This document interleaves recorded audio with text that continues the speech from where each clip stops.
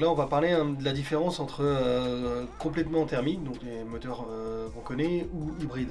Alors, ça dépend de ce que vous allez rechercher dans vos critères. Les full thermiques, on les connaît, c'est les véhicules qu'on a maintenant depuis 30 ou 40 ans, soit en essence ou en diesel. Le choix va vraiment s'orienter sur vos critères, mais également sur la zone dans laquelle vous habitez. Vous savez qu'aujourd'hui, il y a de nouvelles réglementations, et qu'à ce titre-là, le choix de notre véhicule va être influencé par ces réglementations.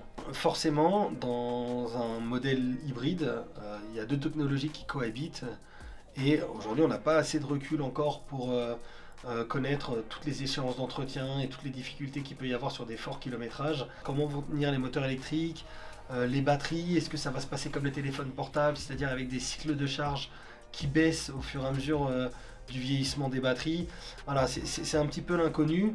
Donc vraiment pour conseiller l'achat d'un hybride, plus vis-à-vis d'un véhicule pur et dur thermique, on n'a pas encore assez de recul pour pouvoir donner vraiment un avis tranché.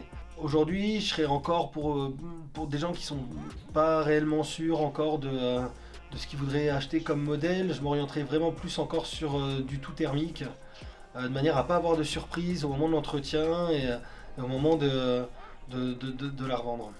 C'est vraiment la réglementation, comme je l'évoquais tout à l'heure. C'est ce qui me ferait vraiment faire conseiller un client plutôt une hybride plutôt qu'une tout thermique. Par exemple, pour l'Île-de-France, la ZFE, elle vient de s'élargir pour nous.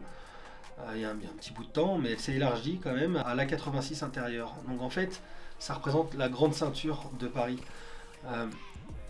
Si j'avais un client qui habitait à l'intérieur de cette grande ceinture et qui me demandait un avis entre un achat thermique ou hybride, alors là, pour le coup, sans hésiter, je lui proposerais une hybride. Parce que, par expérience, je sais que les hybrides seront moins décotés au niveau des critères que les véhicules thermiques.